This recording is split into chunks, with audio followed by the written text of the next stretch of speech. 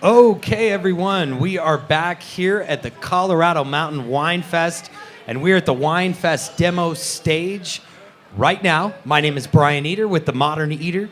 We're very, very happy to be here. My last name is Freeman. Oh, I guess I keep saying my last name is wrong. My name is Brian Freeman with The Modern Eater, and I am here with Elizabeth, and we are going to be doing a demo here on Ratatouille and polenta. And I'm excited to see this because I personally like it a lot. Elizabeth, tell us, how are you making this and what's so special about it today? Oh, I am so excited. Am I on right now? Can you hear me? Okay. Oh, there we go. That makes so much more sense. Thank you. I am so excited to be here and to demonstrate Ratatouille and creamy polenta for you. Ratatouille is absolutely one of my favorite ways to use up that bumper crop of late summer vegetables. The tomatoes, the summer squashes, the eggplant, all of it. And creamy polenta is such a good base for this. And what's really interesting about Ratatouille specifically is that it is an excellent, hearty vegetarian meal, but if you cut it into smaller pieces, it's actually also a really nice little side dish. And so I have copies of my recipe up here in the front. If anybody would like to take a copy home, I've got plenty. And so right now we're going to start. I've got most everything prepped and ready to go right over there. And I'm also going to end up doing a lot of my cooking over on our stove here. So if you can't see me or if you can't hear me, there's some televisions there, but then I'll also make sure and turn towards you. But we're going to start by cutting up some eggplant, okay? And my ratatouille today is going to have onions and garlic, tomatoes, zucchini, green bell peppers, and eggplant in it. It's also going to have a little basil, and then we're going to garnish it with some shredded Parmesan cheese and some really nice aged balsamic vinegar and a little bit of olive oil. And so anyway, we're going to start with eggplant. And the reason why I don't have the eggplant prepped right now is because it will oxidize when you cut it. And that means that when you expose it to oxygen, it'll start to turn brown, kind of like an apple or a banana or something to that effect. And so we waited until the day of. Now, there are a couple of schools of thought here as far as, do you peel the eggplant? Do you not peel the eggplant? I personally have made it both ways. I personally think that it depends on the age and the size of the eggplant. If it's an eggplant that's been allowed to really stay on the vine to stay on the plant for a really long time. You're right, it's a vine. Okay, it's a vine. Okay. The outside skin, sort Thank of, you, of skin. the skin of the eggplant. I was about to say shell. I might be a little nervous. I don't know. The skin will get kind of tough. And so if you've got a young, tender fruit, the skin is more likely to still be tender and you could leave it on there. And we're kind of all over the place here as far as, we've got, really big guy, we've got some small ones. If your eggplant starts to look like this, as long as it's still firm, that's absolutely okay. Sometimes eggplants will start to get kind of squishy. If you just cut that part off, compost it, don't eat that part, but you can still use the rest of the fruit. So what I like to do is I'm going to start with this guy. Can I stop you real quick, yes, Elizabeth? Because one thing I think it's important, I hope everyone heard what Elizabeth said. Eggplant is a fruit. She said it a few times, and not many people realize that if something has a seed, it is a fruit, if there's a seed inside. So that's just a little fact. But I've got one other question about prepping. Yes, sir. I've seen some chefs take it and put it in water. Why do they do that? Okay, so so when they put it in water, they may be trying to add moisture. It's also a very popular thing to put it in water and put it in salt water, or to just salt it and then put it in water. And what's happening is when you salt eggplants historically have a lot of moisture in them. And so especially when you're doing something like eggplant parmesan, where you're going to fry it and you kind of want the outsides to stay nice and crisp, or maybe you're using pieces of eggplant to build a lasagna or something like that, you want to draw some moisture out. And so when you add salt to it through the process of osmosis, the cell membrane is trying to balance the salt on both sides. And so what happens is if there's a bunch of salt on the outside, it's going to draw a bunch of moisture out of it in an effort to make it less salty on the outside. Like that's what's happening scientifically. And so after you do that salt process, then you'd put in a bunch of water to get rid of a bunch of that salt. We're not going to do that today. I personally, like I'm sure a lot of us out there, are concerned about sodium intake. And for this particular preparation, I kind of want all the water because in a perfect world, this is going to turn into something real juicy that you would almost want to eat in a bowl. And it's just like, because there's just going to be so many flavors, like from the tomatoes and the onions and the garlic. Like, I want to eat all of it. And so any juices that I can use, it's going to just end up making beautiful little puddles on top of the polenta. I love to hear this. Thank you, Elizabeth. Thank you. So I'm going to take this eggplant, and then one of our student chefs here, James, is going to take over for me here in a bit so I can get over to cooking. So what I'm going to do is so we've washed these, and I'm just going to kind of peel back the tops a little bit. And you know, in our program over at Western Colorado Community College, it's really important that we compost everything. Because we just process so many types of fruits and vegetables that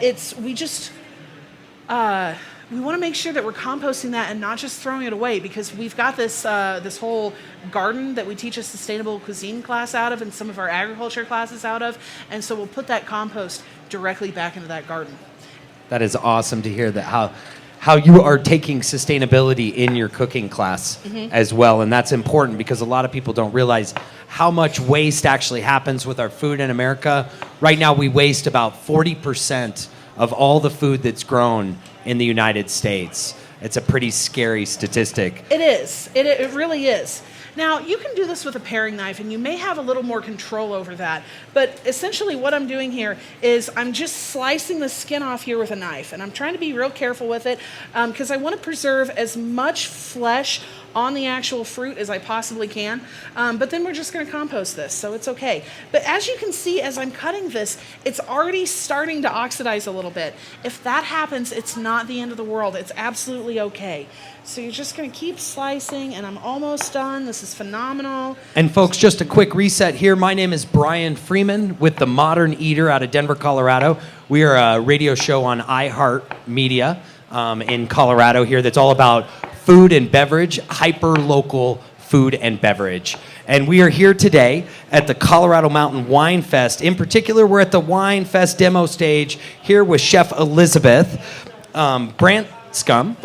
And we also have James as well, one of her students. Elizabeth is the executive chef and culinary instructor at Western Colorado Community College. And thank you for coming here tonight and and doing all these demos. Thank you so much for having me. I'm so happy to be here. You know, we do so many cool things on our campus, and I think stuff like this is just a really excellent opportunity to showcase some of the things that our students learn.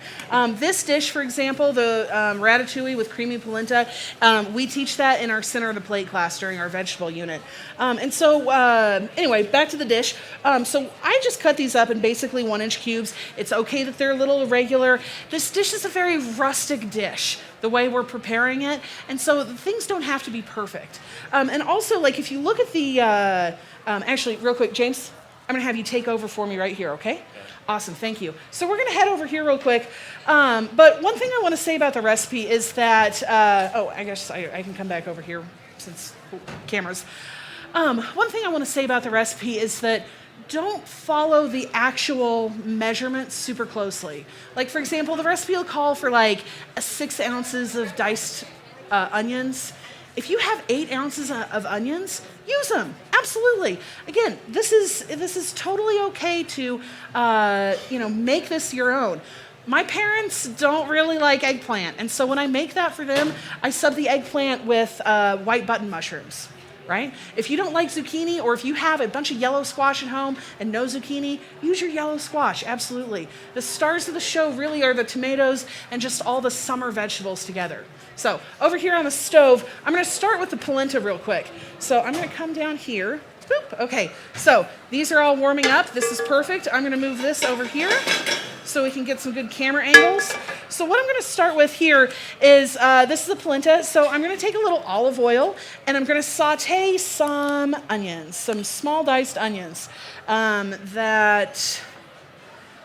actually, before I add this, hey James, I'm sorry to interrupt you. In one of our coolers, there's actually should also be some small diced onions somewhere. Could you look in that blue cooler for me real quick? Anyway, so what we're going to do is we're going to take some small diced onions and we're going to saute that in some olive oil. We're also going to add a little bit of garlic. I need that garlic too, sir. And then there should be like a little bag of onions. And if you don't see it, that's not the end of the world. So let's say, for example, the onions didn't get packed. We're just going to skip that part. It's totally 100% okay. But what's going to happen is we're going to saute the onions, and then I'm going to add garlic. A lot of folks will add the garlic and the onions together at the same time, depending on what temperature you're cooking at. I like to add my garlic a little later because there's such a high sugar content to your garlic that it's going to brown very, very fast, and it may end up burning a little bit. I don't want to avoid that. I want the really beautiful flavor of garlic to be able to come through. So I don't think my onions got packed, and that's not the end of the world. So we're just going to move forward without them. So what's going to happen? I'm going to saute this garlic a little bit. I'm going to add my vegetable stock. You can also use chicken stock if that's what you have at home. I'm using vegetable stock to keep this vegetarian. And then I'm going to bring that to a boil. I'm going to add my polenta to it. I'm going to mix it up. It's going to get thick and creamy. And then I'm going to let it chill out for a little bit while I am cooking up while I'm starting the ratatouille. And then in the meantime, right before service, I'm going to add my heavy whipping cream and my cheese to it to make it really creamy and rich. So Chef Elizabeth, would you tell us, for the people in the crowd and at home, what exactly is a ratatouille provençal? So it's a classic French dish. And so it's vegetables cooked together with a bunch of tomatoes to just be this really beautiful, hearty vegetable product. Oh, excellent. Okay, garlic's in. Well, in a way, excellent. It celebrates sort of almost the end of summer, the big harvest, because you're using a lot of those summer vegetables. Yep. That are about at the end of the year, and you can always freeze this as well, can't you? Oh my gosh, yes, absolutely. You can do so many things with ratatouille. You can freeze it and thaw it out later, especially come February and we're dreaming about peaches and all the produce that's going to come in the following summer. You pull out a quart of ratatouille and have that for dinner. Oh my gosh, that's the dream. So now I'm just going to add all my vegetable stock. Now, if let's say some little bits of garlic or whatever got stuck to the bottom of your pan right there, if it's still nice and hot, that process just deglazed all of those really beautiful caramelized sugars from your garlic. So now the amounts this might look like, this is 3 quarts of vegetable stock. This might look like a lot. It's just because I'm making a lot of it. If you were going to make this at home, you would just use a lot less. But again, I've got copies of the recipe up here if you're interested. And so now I'm just going to let that come up to a boil real fast. And that shouldn't take very much time at all. So in the meantime, I'm going to make sure that I've got my mise en place done for everything else. Oh, wait, mise en place? What's that? Mise en place is literally translated from French. It means everything in its place. Have you ever been at home? This happened. You'd think, being a professional chef, this wouldn't happen to me. It happens to me a lot. Well, not a lot. A surprising amount, though. Have you ever been at home and let's say you're making something like cookies, and you get through the recipe and you go, oh my gosh, I need 3 eggs and I only have 2 eggs. You got to go to the store. You got to borrow one from a neighbor. You got to figure out a substitution somehow. Mise en place is the act of measuring out and preparing all of your ingredients, so you literally can just go dump, dump, dump, dump, and you don't have to stop and prepare anything while you're doing any of that. So that looks beautiful. It's still coming up to a boil. Looks excellent. So in the meantime, actually, I think we're doing great. We're still chopping up some eggplant, and James is doing a beautiful job of it. That's it. Okay. Yeah. So we want to tell people a little bit about what we're doing. We've got several other food and wine pairing events here that we're going to be sharing with everyone right after this while Chef Elizabeth is cooking. We're going to bring bring back on the Cabernet Sauvignon and a salt-roasted fingerling potato with the blue cheese fondue is going to be our next pairing here at this tent. Once again, to remind everyone, where you are, just in case you've had too much wine already, we are at the Colorado Mountain Wine Fest. You are here at the Wine Fest demo stage with our great friends from Western Colorado Community College and the culinary program that Elizabeth is part of, one of the culinary instructors there, an executive chef for that group. And we have James here cutting up some eggplant. Exciting. I want to taste it just because I love the polenta. And one of the things that's neat about this dish is all of these items can be sourced locally here in Colorado. And that's really cool. A lot of people don't realize we have a great down in southwestern Colorado. We have the Ute Indian tribe grows corn in the southwestern corner called Bow and Arrow. And they do an incredible line of all of your corn, white and yellow corn polentas, all your grinds, your corn grinds and stuff like that. Of course, we have the garlic here. We grow that really all over the state. So a big farm that's known for that is just south near Pueblo, and it's Dan Hobbs who runs the Arkansas Valley Growers down there. We've got a ton of onions coming off the Front Range. One of my great friends, Harry Strohauer, up in LaSalle, Colorado, is growing these. The tomatoes right here on the western slope. Blair's tomatoes are one of the most incredible on the western slope. Everyone knows them. Agreed. Zucchini is coming off right now from probably every farm and backyard garden in the state, and then the bell peppers as well. So it's exciting. We have such a diverse culinary scene here in Colorado with not only great chefs, but with also great farms all around the state. Absolutely. And it looks like James is almost done with that eggplant. He says he is done with it. And looks isn't great, it James. amazing, Thank you. folks? I don't know if you can see this up here, and I'll make sure to get this on the camera, but you see how fast this just oxidized. And so if you look, as soon as James puts the other eggplant, you'll see he just cut this eggplant less than 3 minutes ago, and it's already oxidized like this. And again, it doesn't mean it's bad, folks, and that's one of the things that everyone gets. It's just changing color because the air is changing the color of, which is what oxidation is just the air is changing the color. But as I said earlier in the other demo with mushrooms, that actually brings out a lot of flavor in mushrooms. And so people are normally shy of when they have a white mushroom and it's starting to turn brown. It's actually one of the most flavorful times in its life.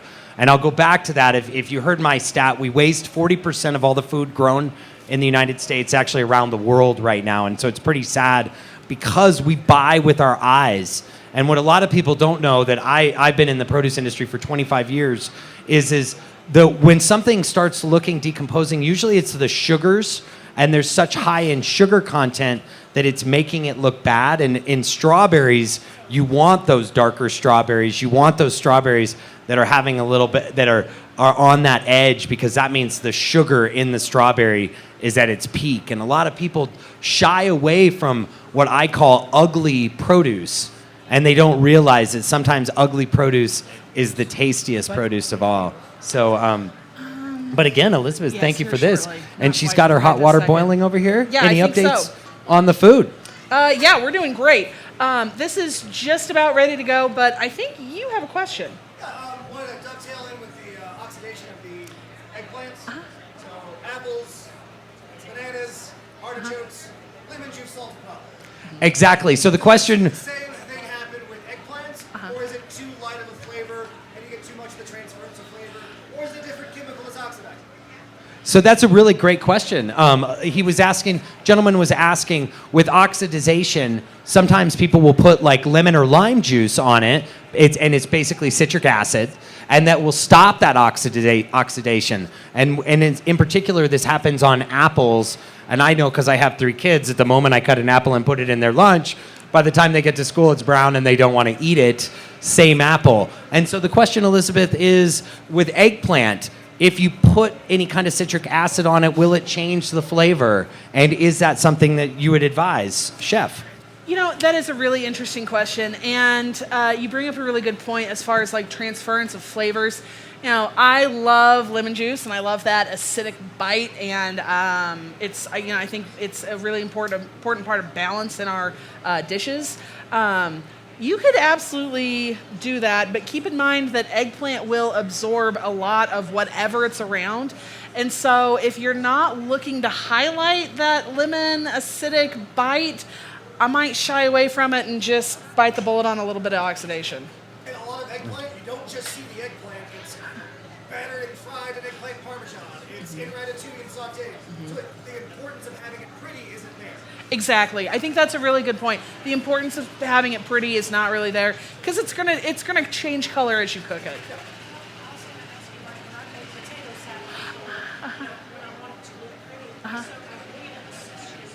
Yeah.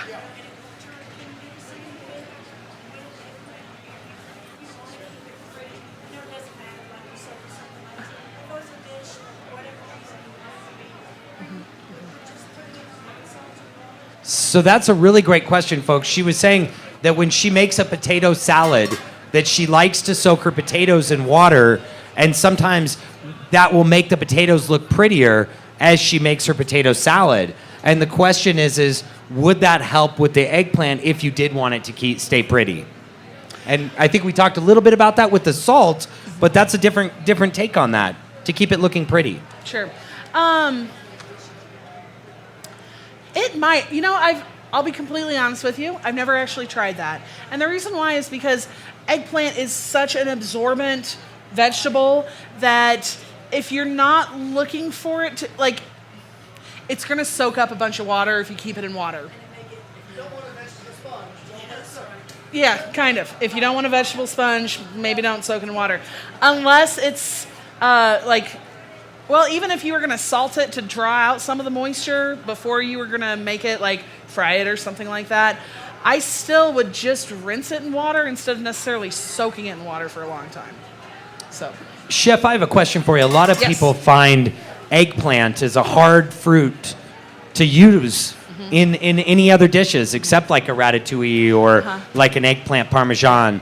Why is that? Why do you think that eggplant seems so unapproachable to most? I know that's a stumper. it is quite a bit of a stumper, actually. I'm not... We don't have a common social touch point. It's not a part of our culinary dialectic, if you want to use a lot of words. Yeah, sure. Yeah, that makes sense.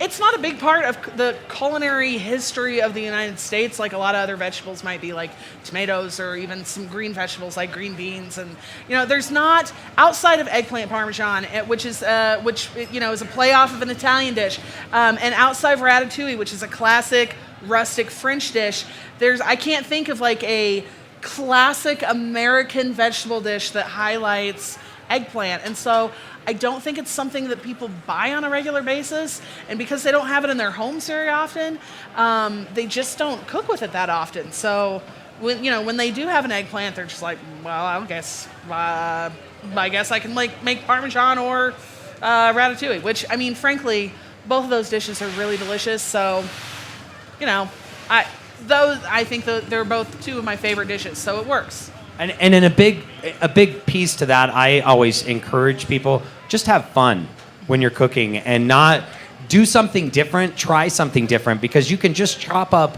eggplant, throw it in the frying pan, and really just make like a vegetable medley with it as well that a lot of people don't even think about, of just putting on the side as a side dish, or really mixed into anything. Because quite honestly, if you made a nice eggplant medley, you could throw it in eggs, you could throw it in omelets. There's so much stuff we could do with it where we treat it like I want to say vegetable, even though zucchini and squashes are in that fruit as well, but treat it like a vegetable. Mm-hmm. Absolutely.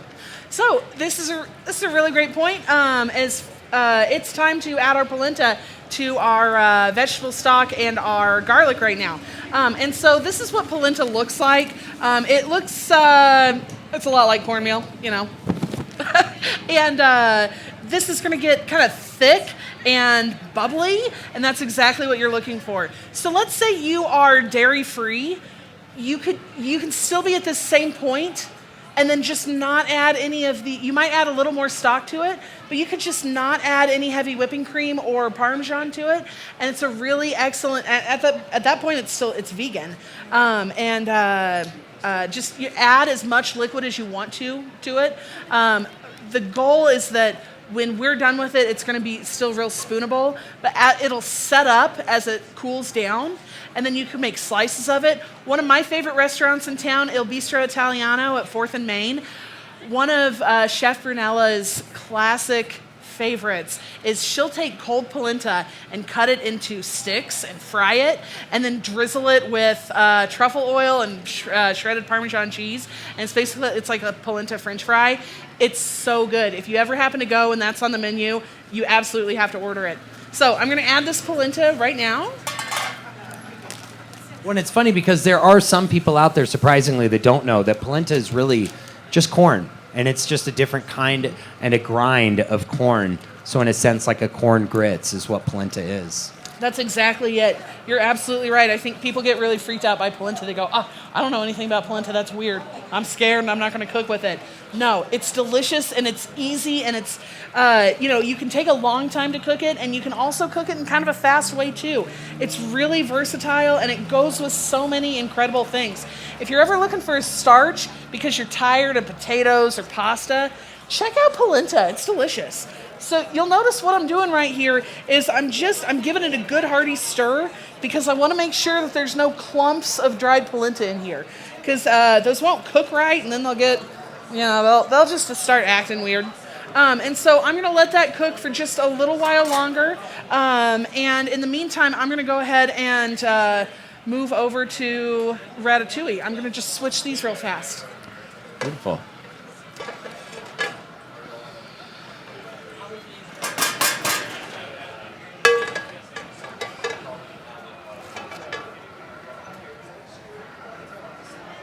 Awesome. Okay, so that polenta's doing its thing over here. That's perfect.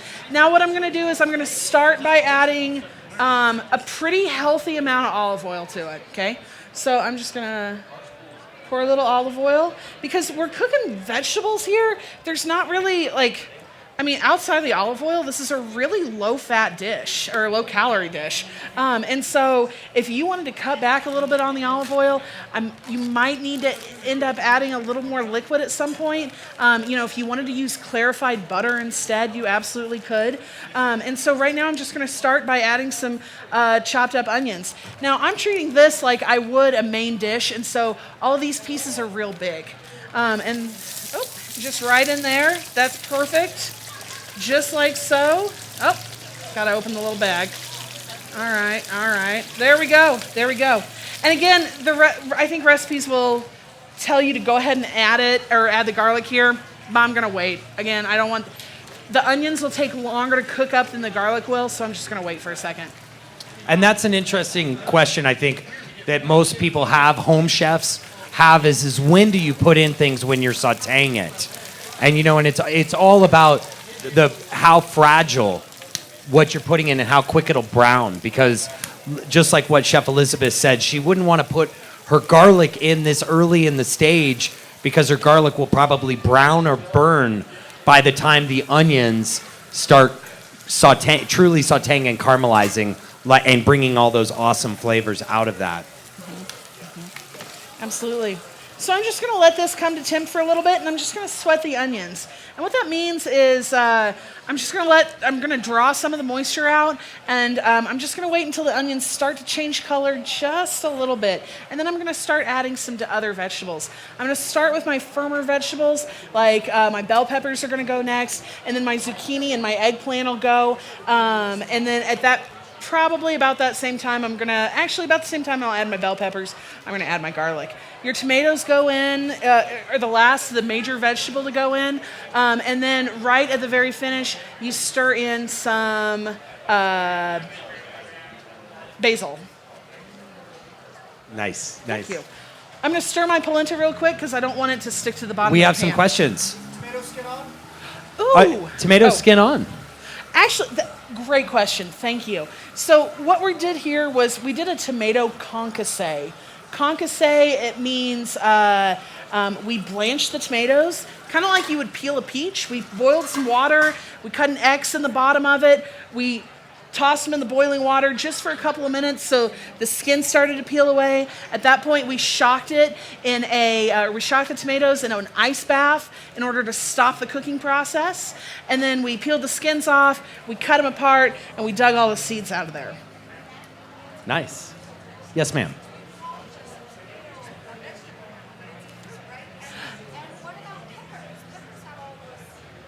We talked, both of them are fruits. Both Right. are fruits. Yep, anything with the seed is going to be a fruit. You're absolutely right. But it's an interesting question. Those are both absolutely fruits. The eggplant's a fruit. A lot of the vegetables we're using up here are fruit. So there's scientific, so for example, scientifically, tomatoes are a fruit, absolutely. In the culinary world, most people are going to consider tomatoes a vegetable because it's not sweet.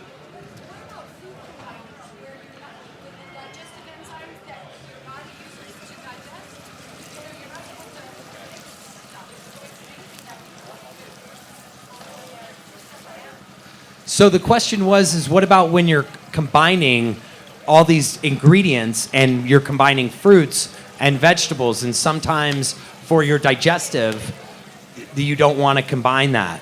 And I'm going to defer to Chef on that one because I was not as familiar. I do know that fruits will sometimes slow digestion, and so therefore we don't want to eat as many sugars.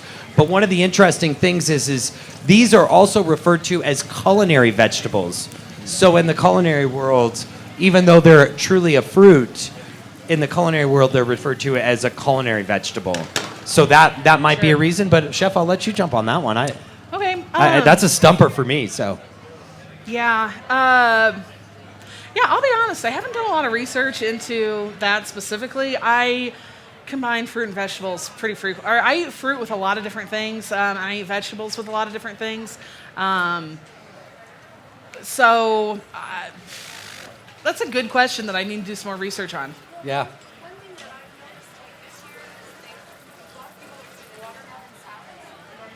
Mm-hmm.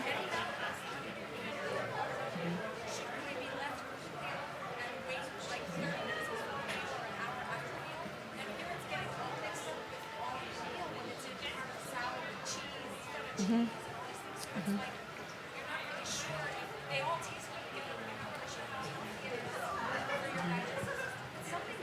Sure. I think I wish I had the fairy godmother here, who's from Grand Junction, to talk about that, Carly Smith.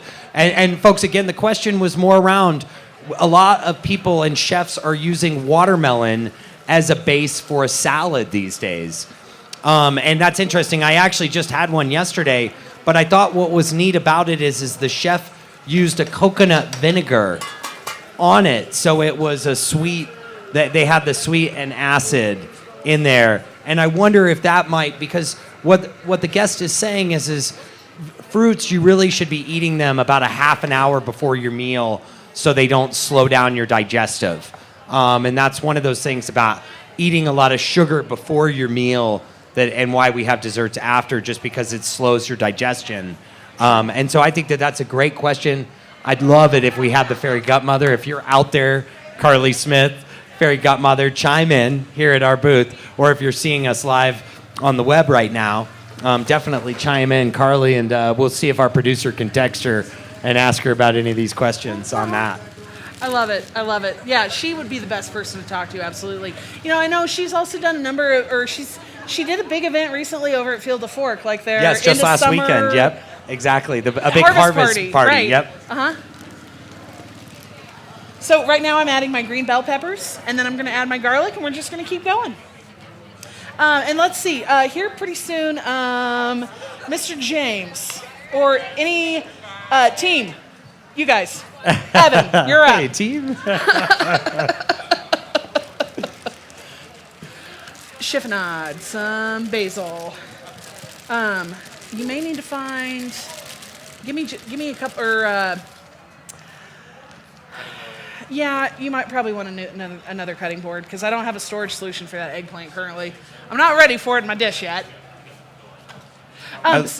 Sorry. Please jump right in, Elizabeth. Oh, well, I was just going to say, so one of our students, James here, actually, Sammy is going to. It doesn't matter who, one of you, set up somewhere over there.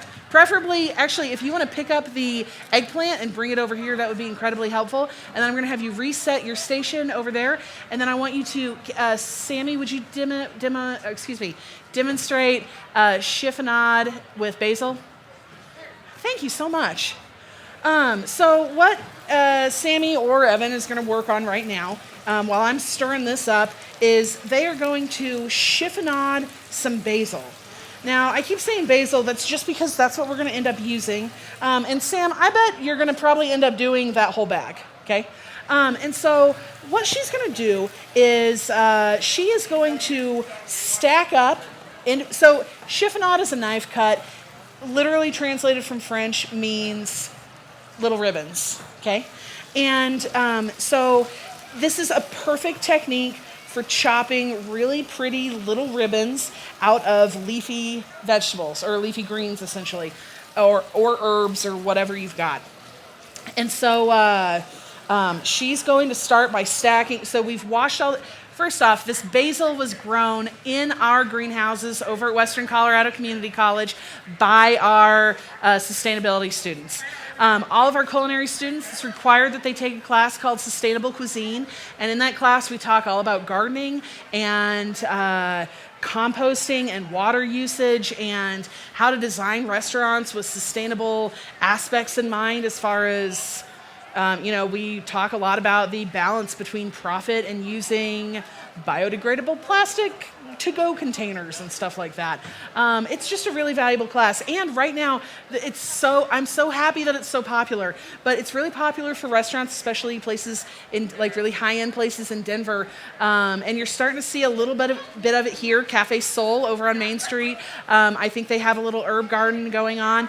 It's really popular for restaurants to have their own herb gardens, and they're even expanding. They're like places like Fruition, or there was a place in Steamboat. I don't think is there anymore. I've forgotten the name of it off the top of my head, but they had a full working farm for a while. Yes. Do you Yes. remember? Okay. So our students take that class, and it's just really important that they. We want them to be able to go and apply at any restaurant and have a really good chance of getting a position there. And so exposing them to ideas about sustainability, we think will make them better chefs in the future. Anyway, sorry, I digress. So Sammy has stacked up a bunch of basil. She's rolled it up, and then she's just slicing tiny ribbons into it. And so we're going to use that basil. It'll go in we'll fold it into the ratatouille at the very, very end, and it's going to be delicious. Well, and I'm looking at this basil here, Chef. That's not your average flat leaf or broadleaf basil now. That looks like a different variety of basil. What kind of basil are we using today? You know what? That's an excellent question. And the reason I say that is because over at WCCC, we are currently growing like four or five different kinds of basil. We have opal basil, which is like a really pretty dark purple basil. That is perfect for eating whole, or actually we'll fry it and it'll retain its really pretty purple color and it'll be crispy. And we'll use that as a garnish on, as like a style of basil, and we'll put that all over a caprese salad. This basil I think might be Thai basil, actually, which is almost a little spicy.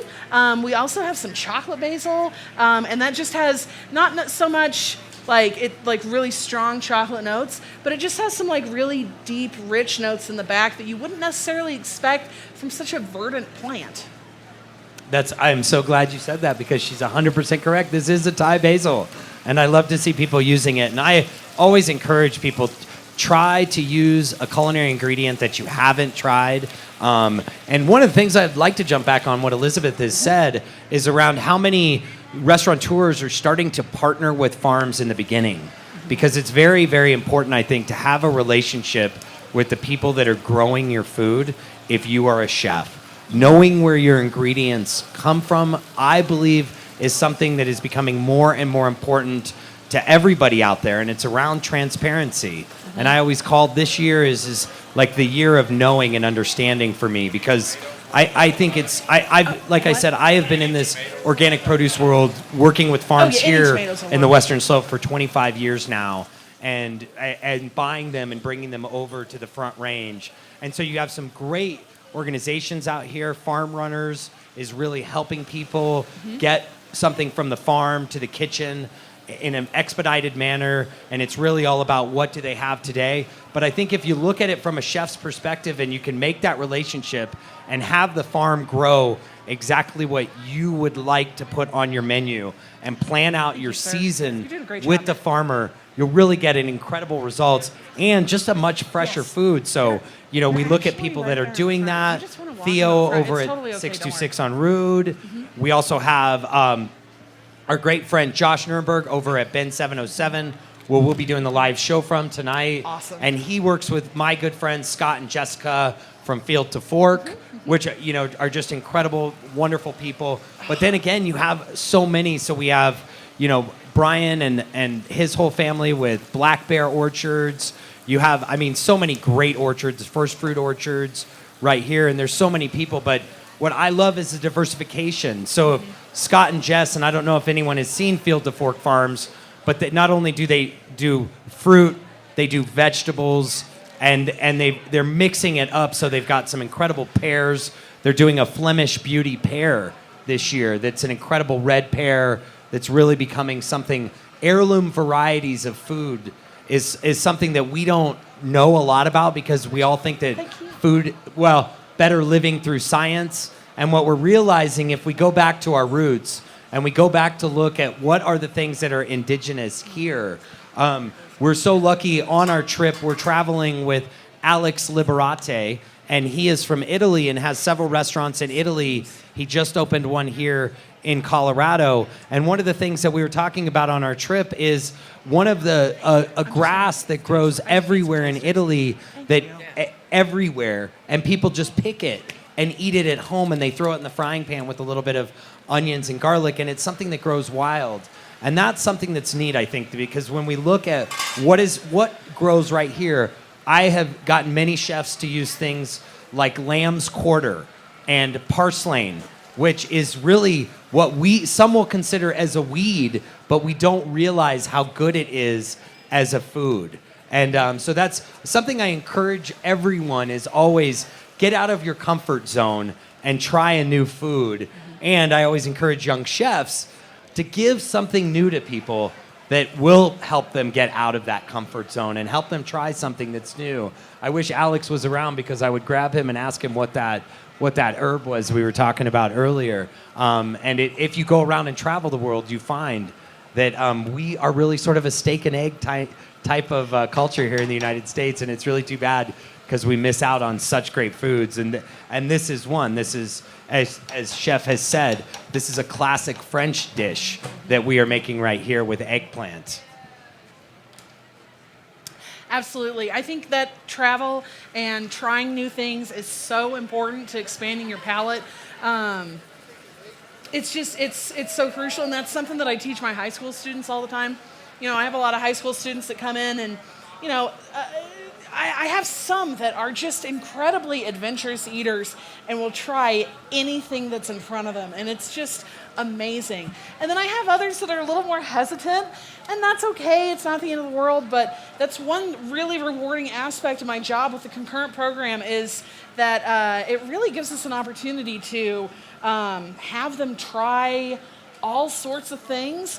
And you know, you would be surprised when we make Ratatouille specifically, actually, I have a lot of students that'll go, that's too weird, it's too many vegetables, no, I'm not gonna do this. Like, I'll eat green beans, and that's about the greenest vegetable they'll eat, or the only vegetable they'll eat maybe.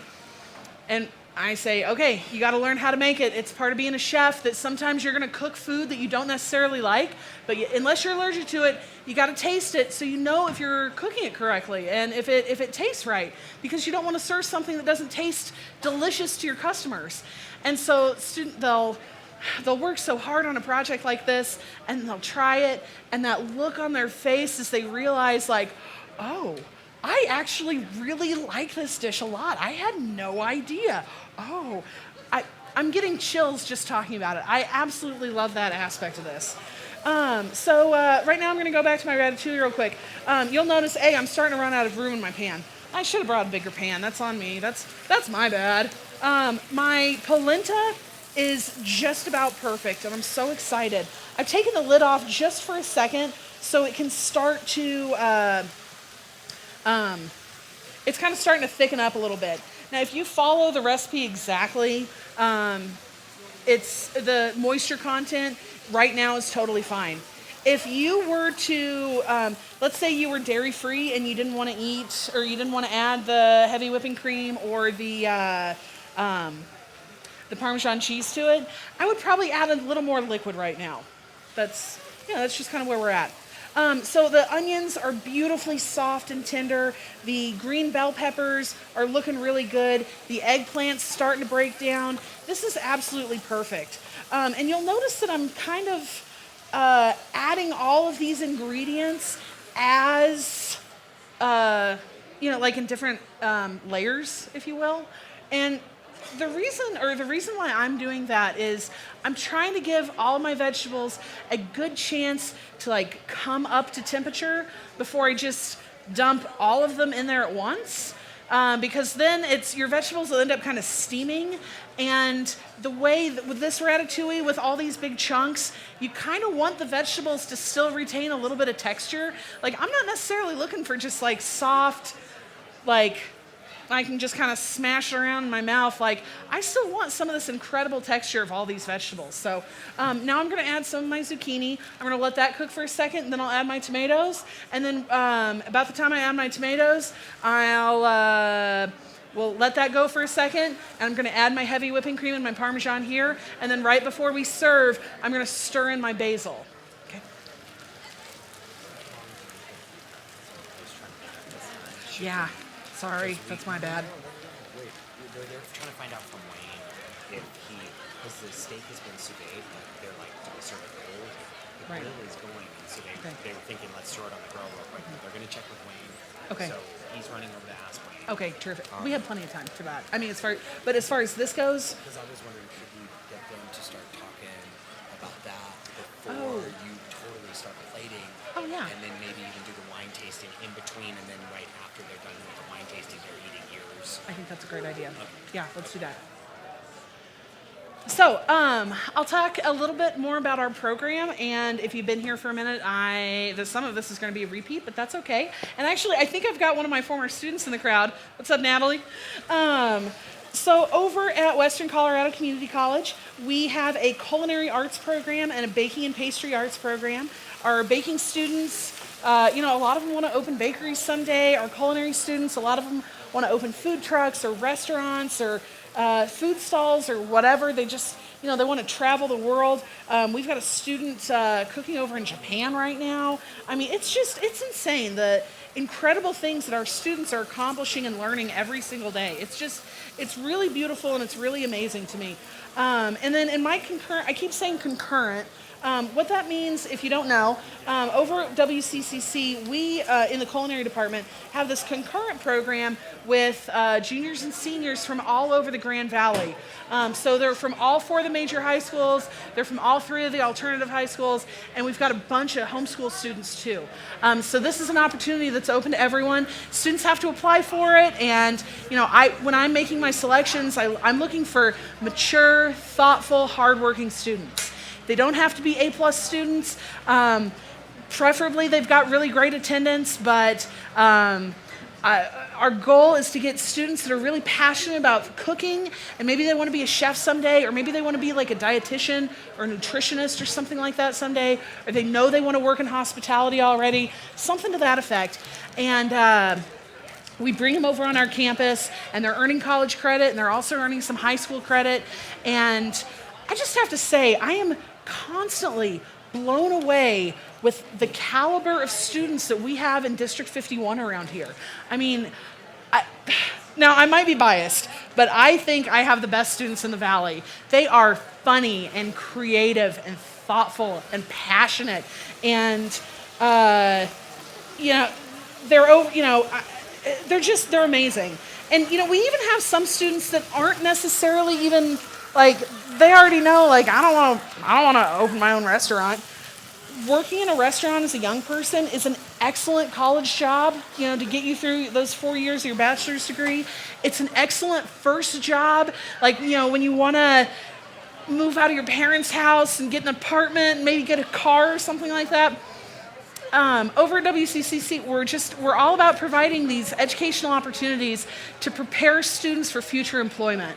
And it's not just in our program in culinary. It's in the welding department, and automotive, and construction, and health sciences, and Steph, what else? Aviation. Oh my gosh, aviation.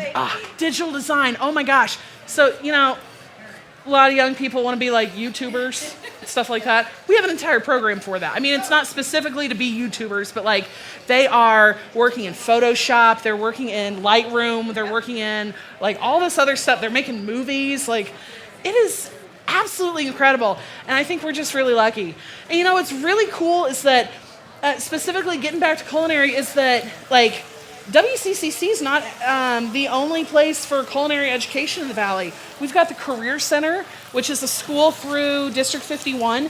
They have an incredible culinary program. It's run by a woman named Chef Christina Horn, and she used to be a chef de cuisine over at 626 for years.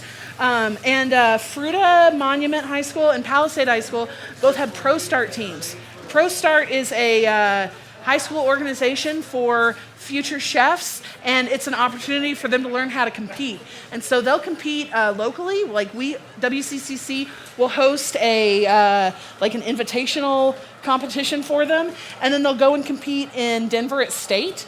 And then if they place well enough at state, they'll go to nationals. I don't know if anybody from the Western Slope has placed in state recently, but I just think we're so lucky in this valley to be surrounded by all this incredible produce and to be surrounded by all these incredible opportunities for culinary education. Yeah, that's pretty much my piece about WCCC. I think I'm really lucky to work there, and I really love working there. So this is looking really beautiful right now.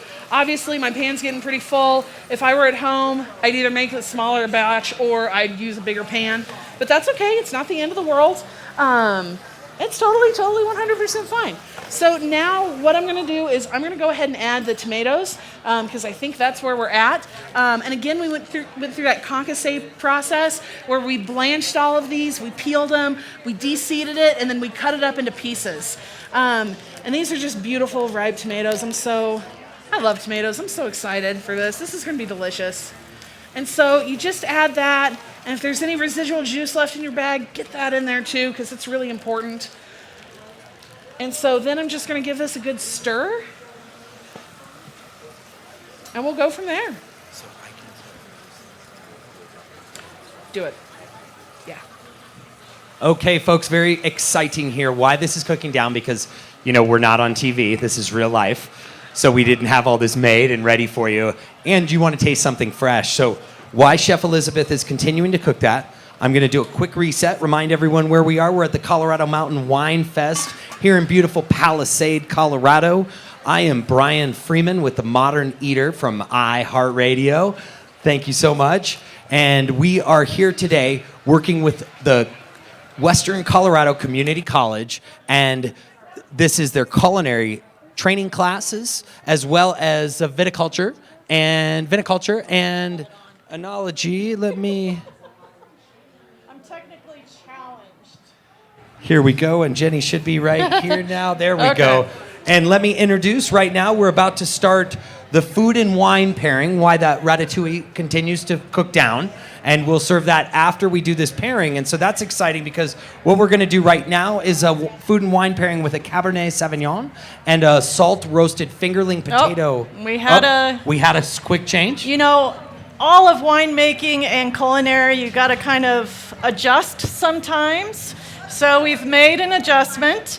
We're going to be doing a grilled flank steak with some crumbled blue cheese on it, a little parsley. And this is going to be poured with Whitewater Hill Cabernet Sauvignon. Is everybody familiar with Whitewater Hill? Okay, Nancy Janes and John Bears. They're up on the highway as you're headed to Delta. They've been in business for quite a while. They grow all their own grapes, and they do probably 15 different wines up there. And their Moscato got entered into, it's part of the Governor's Cup collection case. So they got one of their wines up there. but they do a great job up there. This is a really smooth Cabernet Sauvignon. There could be lots of styles with Cabernet Sauvignon. It could be fairly tannic, right? Or it could be less tannic and more smooth. So is everybody familiar with what tannins are in the wine? Okay, do we have tannins in food? Could. A good way to learn what a tannin is drink some tea that has been steeped too long, and it does give you that, that film on your mouth. But I think blue cheese and Cabernet Sauvignon really go well together.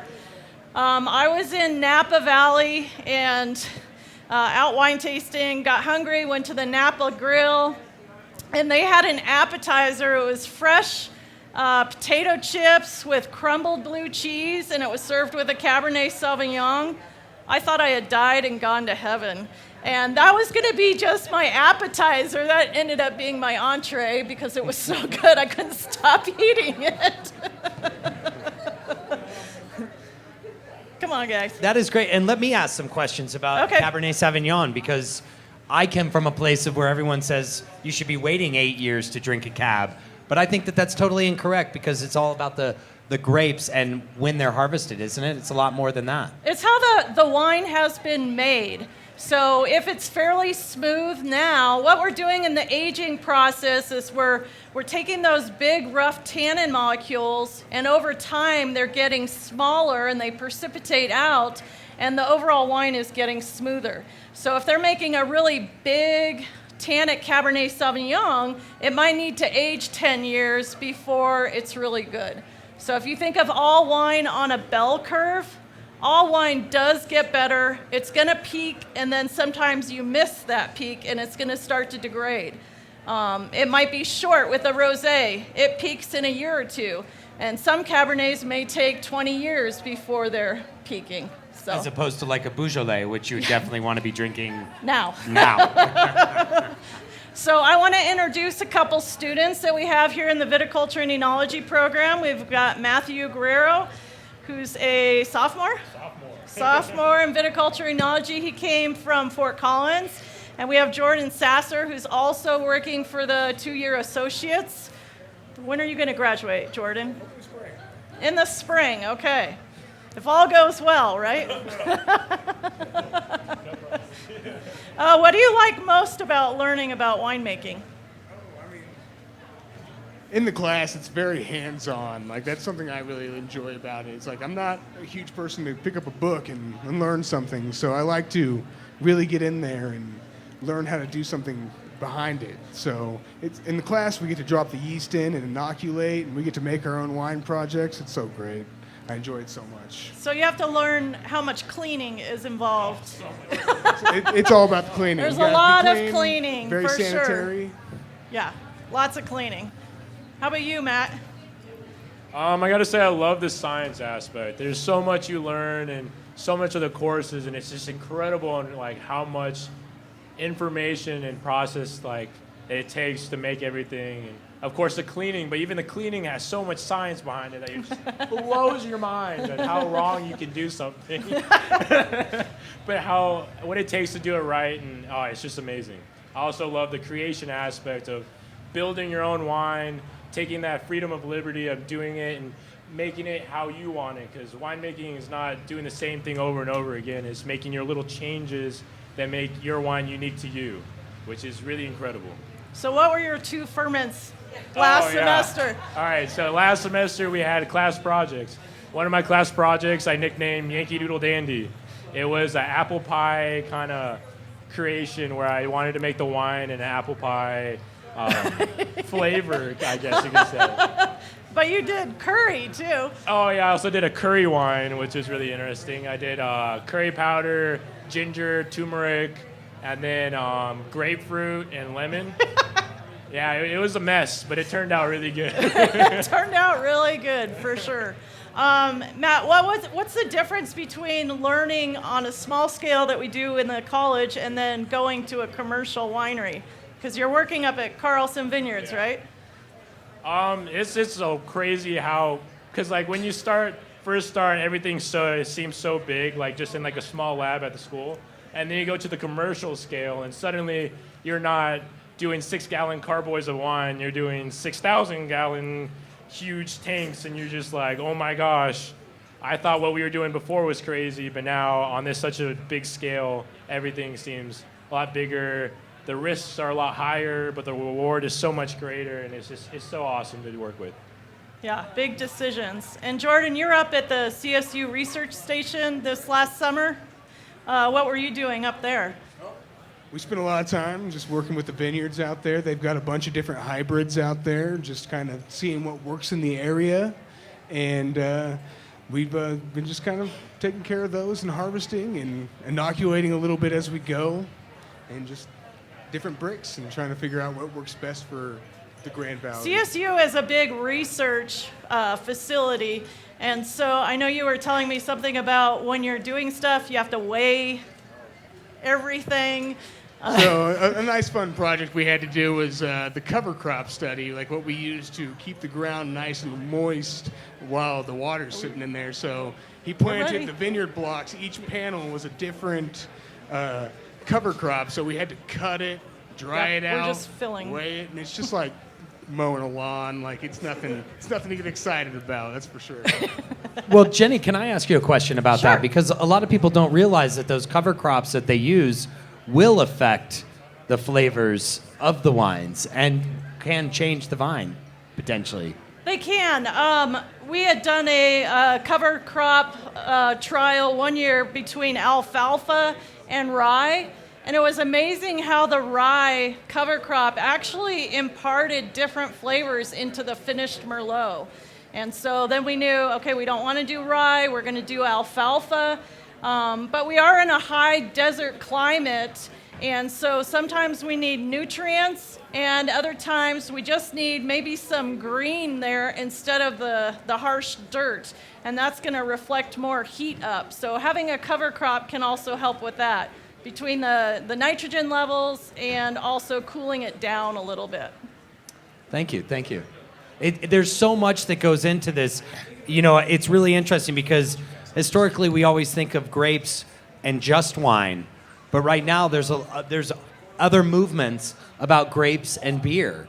A lot of brewers are actually using grapes to either finish some of their beers or as a mixture to their beers. Have you heard about this? I have not heard about that. I do, I'm gluten-free now, so I can't do beer anymore, so I'm a little bit less out of the beer scene. But we certainly do have some wineries here at Mountain Wine Festival that are doing like a Cabernet Franc in a whiskey barrel or a Chardonnay in a tequila barrel. And it's adding different components into the wine. It's really interesting. Red Fox does it. It's the only one that's coming to mind right now, but they have like a bourbon barrel Merlot and a rye whiskey Cabernet Franc. It's really interesting trying the different things. Well, and then we might also include ciders into that as well, because a lot of the cideries are using different kinds of barrels as well now to age. And we have quite a few cideries here on the Western Slope that I don't think a lot of people realize that are really good. Cider falls in the wine family of classification now because of the way the government defines the spirit. Right, and as far as all your regulatory forms and stuff, cider is wine, and so it's clumped in the wine aspect of it. But a lot of them are doing both wine and cider, so. And we're getting our steaks out. It's blue really cheese. exciting, folks. We have a big treat for you right now. This steak, which was a big curveball from the fingerling potatoes we were going to have. You got to roll with the punches. I tell my students that, we're not perfect. We make mistakes, and I'm like, okay, you got to just learn something from that mistake and move on. We can't spend too much time, like Matt was saying, everything has bigger consequences in a commercial setting. And it's hard to explain that stress level until you're actually in it. I had a worker that had spilled some of my dessert Riesling on the ground, not on purpose, it was just there, and I'm like, that's okay, that was probably only about 10 bottles, so only worth a couple $1,000. And he's like, Don't do that to me. You're freaking me out. Well, and this is a flank steak that was sous vide. Correct. And So- then we just did a flash grill. And then this is a blue cheese. Anything special with this So- blue cheese? Blue cheese is a very pungent, just like gorgonzola. Sometimes we need to balance pungent when we're pairing food and wine. You need a wine that either is also big or just completely steps aside for that other flavor to step up. So we're hoping the Cabernet Sauvignon, it is smooth, but it's going to really, it has the flavors to blend in with the blue cheese. So when we're trying to taste wine for a food and wine pairing, it's best to first taste the wine, kind of make a decision how the wine tastes, taste the food, and then do them both together so that you can really see how the different flavors and the different acidity levels pair up. So just a quick reset, folks. We are here at the Colorado Mountain Wine Fest with Western Colorado Community College. We are here with Jenny Baldwin Eaton. And It's a mouthful. It's a mouthful. I know.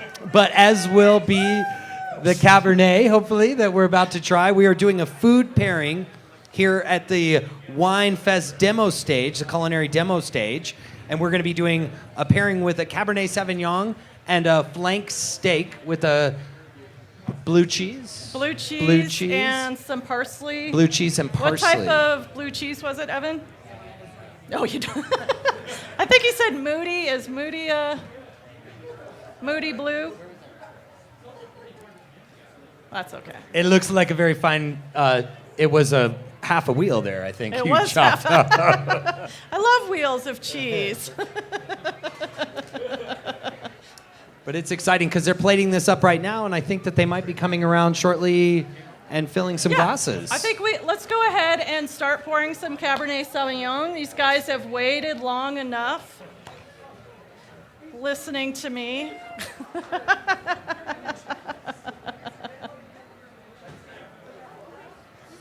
Thank you, guys.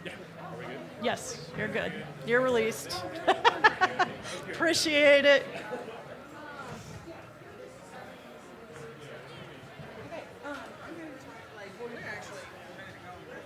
Okay, perfect. So if while they're passing out that and doing the wines, if You'll start playing. Yep. Yeah. Okay. Cool. Okay. Okay, folks, so while they're walking around and pouring wine for you right now, I'm going to bring it back to Chef Elizabeth, who is just about finished with the ratatouille, and she's going to give you a heads up on that because we are going to go back to back. You're going to get this nice little steak pairing, and then you're going to jump right into this incredible ratatouille that looks so tasty with polenta. So That's right. Elizabeth, we'll bring it back to you. All right, excellent. So we're coming back to the ratatouille. Oh my gosh, the vegetables have released all these beautiful juices. The flavor's right there. It's ready to go. The polenta is also perfectly cooked. Like, this is going to be incredible. I'm so excited for it. So basically what I've got here is we've got the chiffonaded, the basil that has been cut via chiffonade, I guess, how you'd put that. And we're going to stir that into our ratatouille, just like so. Boop, boop. Excellent, perfect. That looks beautiful. And then I'm just going to give that a quick stir. And really, you want to add the basil at the very, very end. You know, I've heard some folks like, I cooked basil for a long time. Basil's such a delicate herb that I personally don't think it really needs that. But, I'm not, it's to each his own. I'm not going to be upset about it or anything. But it's got this just really beautiful look now. Right? Like, look at like all those nice juices in there, right? That's going to be served up. All my vegetables are nice and cooked. Like, this looks perfect. Okay? And so I'm going to move this over. All right, we're good. So what type of wine would we serve with ratatouille, right? We got lots of vegetables going. Got some eggplant, zucchini. What else do we have in there, Beth? Eggplant, zucchini, tomatoes, green bell peppers, onions, garlic. Okay, so we've got some acid, but more earthy flavors from the vegetables. So perhaps you could go two different ways. You could match acid with acid, and certainly the polenta is creamy. So maybe a Sauvignon Blanc that has more herbaceous components to it, or you could even do a Italian red or maybe a Pinot Noir, something that has that red in there. It's lighter. It doesn't have a lot of tannin to it. All those sound really, really delicious. I know. I wish I had them in my pocket. I don't. Oh Sorry. my gosh, right? So while Jenny was talking about wine pairings, I went ahead and added our heavy whipping cream and our Parmesan, and now I'm just giving that a good stir to make sure that my Parmesan gets nice and melted, and then my heavy whipping cream gets well incorporated. I kind of, you're supposed to season as you go. I added a little salt to it. If I had some white pepper, I'd also add some white pepper. You can absolutely use crushed or cracked black pepper, but you're just going to see the little black pepper specks in there. So that's why I'd like if I'm making mashed potatoes or something real light colored, I like to use white pepper with it because it's not going to add a bunch of color. The Parmesan is going to be really salty. And so again, I'm kind of worried about salt and sodium intake.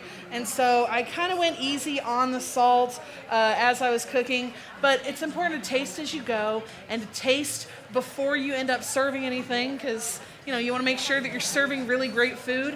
So I'm just going to taste this real fast. It's nice and hot and bubbly. Looks perfect. I'm going to add a little more salt to it. And then I think we should be good to go. Okay. My competition team are out busy working, and that is absolutely okay. We're almost. Did everybody get the steak and blue cheese and the Cabernet Sauvignon? So Jenny, tell us, what are those flavors that they should be seeing right now in their mouth? Dry towel is going to be somewhere over there. So hopefully the Cabernet Sauvignon was able to stand up to that blue cheese. Actually, we have some fat in the flank steak that would help kind of cancel out some of the tannins. What did everybody think? Do they like? Nice. I think you should definitely try potato chips with crumbled blue cheese, stick it in the oven. It's like a blue cheese nacho, and then have that with a glass of Cabernet Sauvignon because it is wonderful. And if you're not a vegetarian, you can sprinkle a little bacon on that because everything's always better with bacon. Add a little bit more fat in there.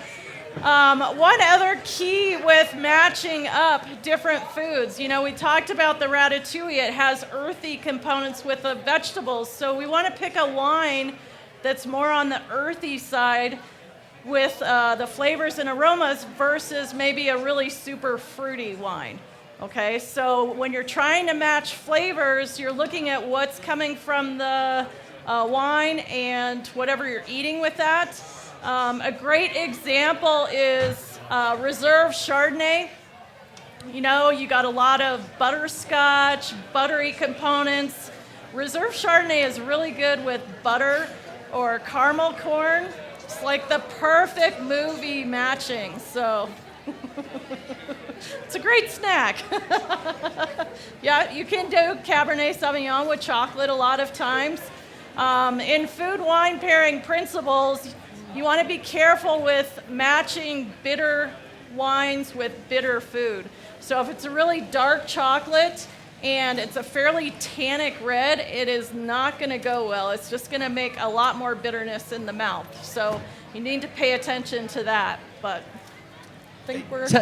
And one quick question real fast is, what should we encourage people to do when it comes to tasting, and blending food with wine or pairing? Well, something I encourage my students and pretty much anybody that came into the tasting room is to keep an open mind and constantly try things. So that's the only way you're going to know what you like or don't like, and you start to learn how those principles of what works, what doesn't work by trying different things.